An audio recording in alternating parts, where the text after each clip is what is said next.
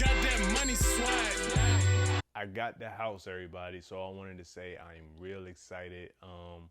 The like, so let's talk about the deal. Let's talk about the nuts and bolts, the mechanics of it all. So the house is a 3-unit property. Purchased it. I mean, this is public knowledge. Purchased it for like 200K. The appraisal came back at 230. So this is the biggest thing that I learned. The appraisal came back at 230. The seller came back to me and was like, her business partner wanted an extra 15K. And so we met up because the seller is my mentor. We met up and I was like, I'm not doing 15K. He can carry rocks. You know what I mean? So we came in the middle of 7.5. So I ended up paying for the house 207.5. And because I said 15K, that's a big amount because the appraisal came back at 230 and the house was like 200. So 207.5. So that's the numbers we had to do to get the deal done. I posted an initial reaction video where I said, you know what? Nah, I'm not doing it. I'm not doing 215. At least I was honest. I wasn't doing 215 because that's just extortion. The dude, I forget his name, but I don't F with him. You know what I mean? Not at all, because that was horrible business.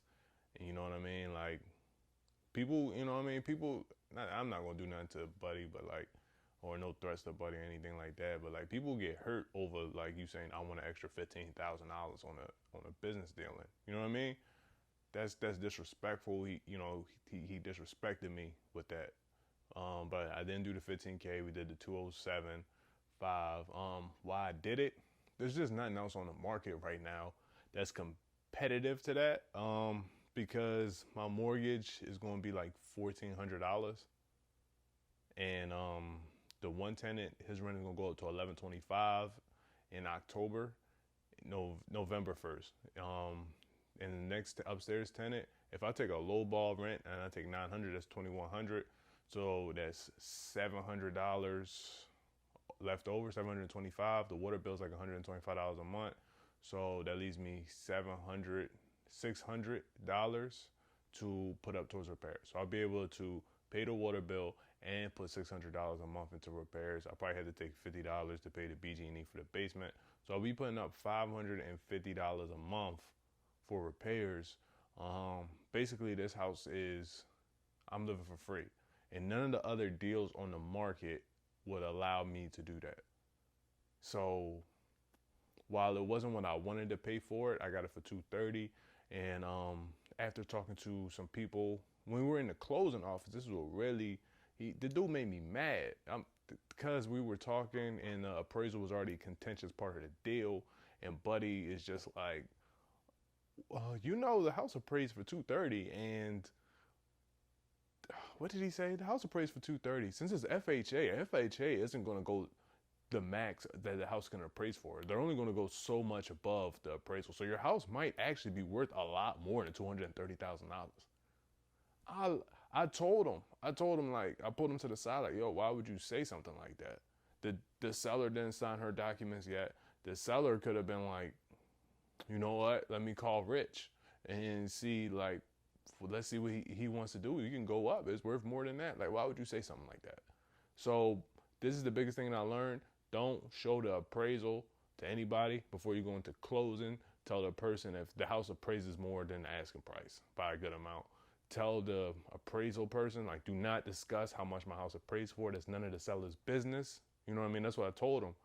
I told him, like, I'm not going to go here and mess with your boss and all that type of stuff, but don't ever do that, especially with no deals with me. And then on the back end, if you have to, because I did this deal without a real estate agent. My real estate agent probably wouldn't have shared it with him, but because of the relationship I had with the seller, blase, what I should have done is just edited with a little PDF edit and made the thing say 200. So it would be real easy, because that's my fault. That's my dumb mistake. You live and you learn. So that was like the biggest hiccup and the biggest thing that I learned. What you guys are going to see now is some pictures. I didn't have the greatest video of it. Some pictures and some video of the house. And this was the biggest thing that almost stopped the deal from getting done. So the appraiser came out, and the appraiser was, he was being a stickler, you know what I mean? So the appraiser came out because you see how the basement is right now.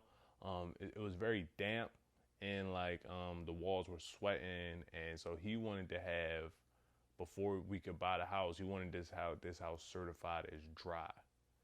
So what that would really mean is you would have to get what you would call it, a sump pump put in. To put a sump pump in this house would be like $5,000.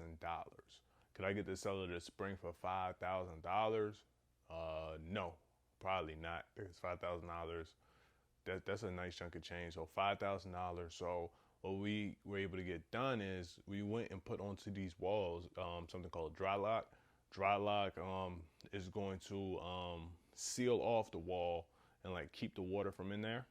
So what that did, and what I had to do, so what that did, so the dude went and painted all the walls white. And as you see these walls, right, the side walls, I was a little bit frustrated with everything that was going on at this time. It was a high stress situation. Most of the side walls are like, because these are Baltimore row houses, there's no dirt right here. So the water isn't coming right here. You know what I mean? So the water was actually, some of it was coming from the walls, like the back wall and the front wall, and a little bit of the side, and that little back room that you see, all that was like underground. The other sides are next to dirt, or next to houses. So the water, unless that house next door is leaking, there's no water coming from there. So he painted there for no reason. So he just went around and painted everything and didn't really diagnose the problem. So what I had to do, because I had the door code and I had the basement door code and the front door code, I had to go over there and I put a dehumidifier in there to help suck out the water because it was so dry. I had to go to Home Depot and get an industrial one to hurry up and get this thing dry for the appraisal came back, because I think my loan was going to expire and I wanted to get this deal done. If we take this deal back out of the contract, the seller can say, you know what, never mind. This house appraised for so much, I might as well keep it. So I'm like, nah, F that, that's not happening. So I go to Home Depot, get an industrial one. I run that joint for overnight. And I'm also over there the day before. I'm painting the floors with some of the leftover dry lock they just had there. And then I had to actually go to the store, buy some more dry lock and paint the spots in the floor that were damp. So with my little extra effort, I was able to get this thing dry, because like, this is the best deal on the market. I'm living for free. There's nothing comparable popping up in Baltimore. I had his deal locked in, nothing comparable in Baltimore right now. So I'm like, I need to get this. So I'm doing a little bit extra. So if you have a wet basement, you could dry lock it and then come in with the sump pump later to get the deal done. And then you could, if there's a moisture problem, just so you know, you like the walls that are like, if you have a Baltimore townhouse or a regular townhouse, if you have a middle unit, the two sides, there's no water coming from there unless that basement's leaking. So if you have like wet floors on the side, the water is coming up from the basement. And the Baltimore basements, you might have like that much cement. It's like bricks around, because it's not all poured concrete like they do now. It's bricks, and then they just had like a truck come pour cement. So some of it is actually thinner. You might have like an inch in some places. So some of the moisture is coming from up. And we had to go outside and seal up the outside. I didn't do this. I didn't do all of this, but I came back behind them with a little bit of hydraulic cement. And so with the hydraulic cement, you sealing up all the cracks around the outside and then drying that thing up. You know what I mean? What they actually did, so the maintenance man, I know the maintenance man. So the maintenance man actually had to go next door, because the next door neighbors has like an elevation, so water from their downspout was coming in. There was no downspout on the house. So that was also part of the problem why it was so wet, because it was just water running against that back wall all the time. That's why that back wall was so wet. And then the day before, and this is all like a week leading up, and then the day before, everything is pretty much dry, and I'm over there with dry lock painting the floors from the day before. I got fans going, make sure everything's drying. The maintenance man was like, I was wondering where all this stuff was coming from. It's like, man, I wasn't gonna lose this deal. So in this back corner, you see this right here? I talked to a few people. Nobody really knows what this thing is, but it was just dumping like, when I was over there, it was just dumping water. I collected probably like a 5-gallon bucket, probably collected like 4 gallons of water from a rain that this thing just dumped on the floor.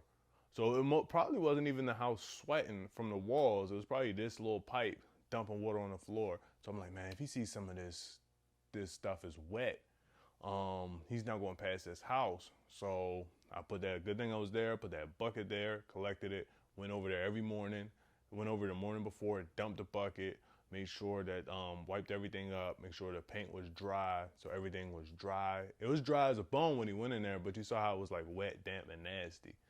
And then, so right now, I'm working on properly solving the problem.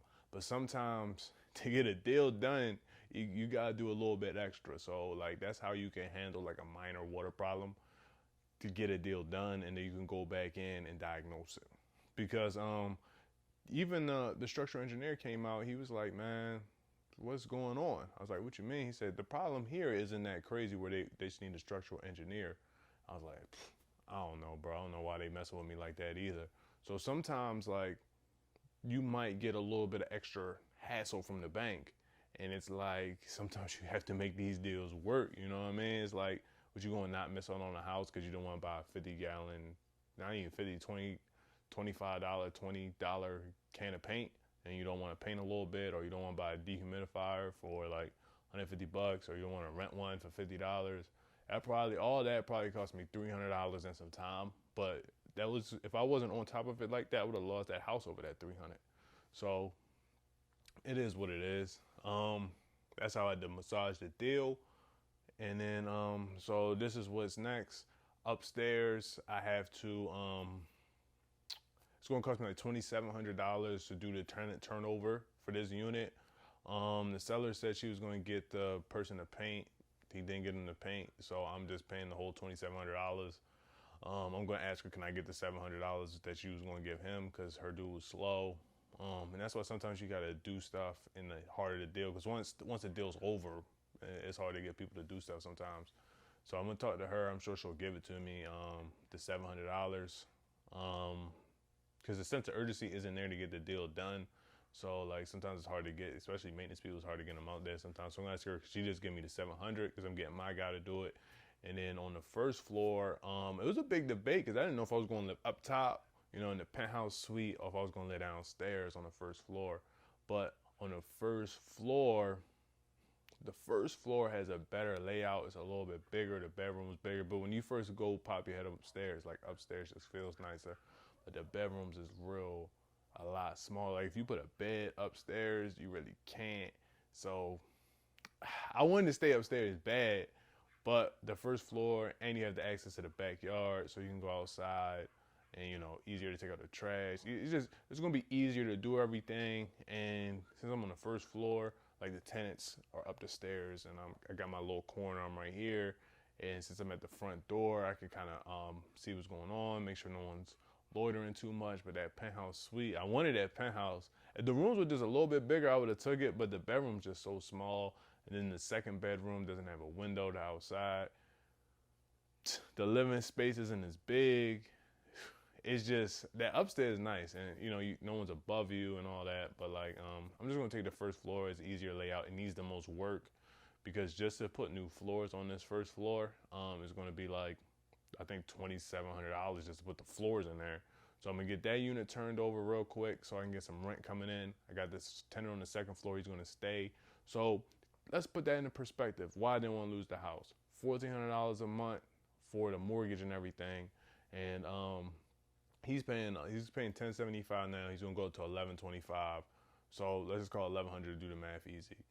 $1,100, and my mortgage is actually a little bit less than $1,400. So $1,400 minus $1,100, that's $300. So right now, today, I only had to keep $300. Say I wanted to keep it, I only had to come out of my pocket $300 plus the water bill, plus the upstairs BG&E. So that's nothing. And a couple little other things you might want to consider. We were supposed to close August 26th. I pushed it back a week to September 1st. Why did I do that? This is something key component people might want to consider. The month that you buy the house, you don't have to pay the mortgage, and then you get another month grace period. So if I bought it August 26th, I would have got September off, and I would have had to pay my first payment October 1st. So pushing it back 7 days, I make my first payments to I don't have to make a first payment to November 1st because I get the whole month of September off, give me a chance to do my repairs, and hopefully get it. If I can do all my repairs this month and put a new tenant in there this month, that means I can get to collect my second floor tenant's rent twice, and this new rented tenant's rent once, and that is that's clutch. So that's gonna be like $3,000 or so that I get basically without having to pay the mortgage. So that's gonna pay for the upstairs tenant repairs, and I get to be made whole again real quick. So it's ways to game. The system's gonna game you, but there's ways you could play it a little bit. You know what I mean? You're not control the system. You versus the bank. Most of the time you're gonna lose, but like you could play the bank's system a little bit, just a little bit. So that pushes you back. They give you another 30, 31 days before you have to come up with any money. So they give you time to find tenants, and it's not a rush, because that means I'd have to get everything done. October 1st, basically October 1st, I would have to make that payment and pay $300 and pay for the repairs and some other things. Also, something that I do, especially if the house has carpet, you might want to pay somebody to come just clean it. I think to clean this house was like $300. Somebody come in, clean it, real deep clean it, just to see what you have. Because sometimes, like my one house, it cleaned up nice. When after you deep clean the carpets, it didn't look as dirty. It just looked a lot better once it was like really clean. So you might be able to save some things if you clean the house up. Because I thought we were gonna have to throw away all the floors and all that stuff upstairs, but after it got cleaned, it didn't look that bad. So upstairs is gonna cost like $2,700, and that $2,700 is with me laying all new tile in there too. So I got all new tile. That's not bad. So that upstairs unit should rent quick. A little game for you guys. This is something I want people's opinion on. Video's getting kind of long, so I'm gonna wrap it up. I have an upstairs unit that can rent for $1,100 or $1,050. Let's just call it $1,100 because there's a little bit of inflation going on right now. So let's say $1,100. Should I go for $1,100 in rent, or from a market rate person, or go Section 8? Because Section 8, a 2-bedroom person probably isn't going to take that unit, because a 2-bedroom person, as we know, can take a 2-bedroom voucher, can get a 2-bedroom house. And there's plenty of 2-bedroom houses in Baltimore.